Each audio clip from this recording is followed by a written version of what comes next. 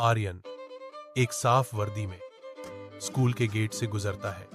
उसके कंधे पर एक भारी बैग लटका हुआ है।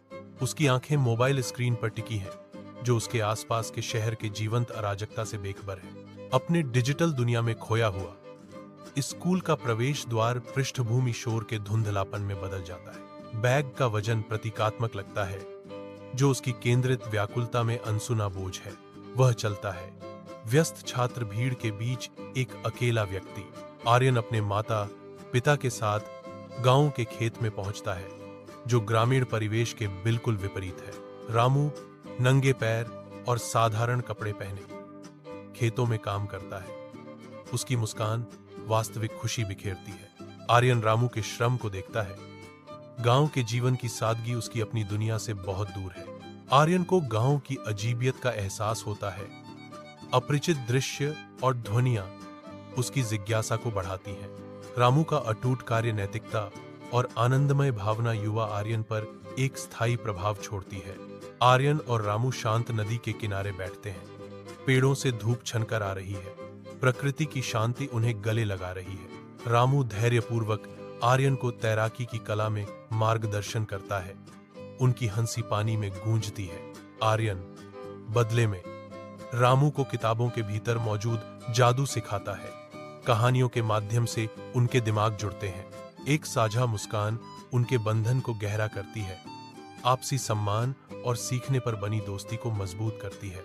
आर्यन को समझ आता है कि सच्ची खुशी वस्तुओं से नहीं, बल्कि पेड़ों के चारों ओर धूल उड़ती है, क्योंकि वह परिचित गांव के स्कूल में प्रवेश करता है। एक विशाल पेड़ के नीचे रामू, अब एक शिक्षक, उत्सुक बच्चों को उनकी कक्षाओं में मार्गदर्शन करते हैं।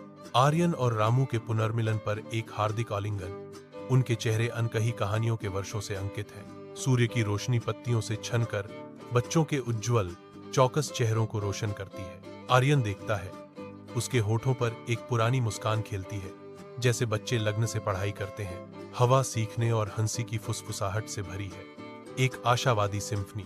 आर्यन विचलित होकर बैठता है। उसके विचार रामू और उसके गांव की ओर जाते हैं, जो कक्षा से बहुत दूर है। शिक्षक घोषणा करते हैं, सपनों और भविष्य पर निबंध लिखिए। Write an essay on dreams and the future. Aryan लिखना शुरू करता है।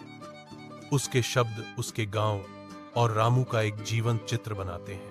उसका निबंध प्रवाहित होता है, एक हार्दिक कथा जो इसे उसके सहपाठियों के काम से अलग करती है। उसका निबंध अलग दिखता है, जो शिक्षक का ध्यान आकर्षित करता है। उसके शब्दों की प्रशंसा होती है। शाम का सूरज गांव के स्कूल पर एक गर्म सुनहरा चमक बिखेरता है, जहां आर्यन और रामू उत्सुक बच्चों को पढ़ाते हैं।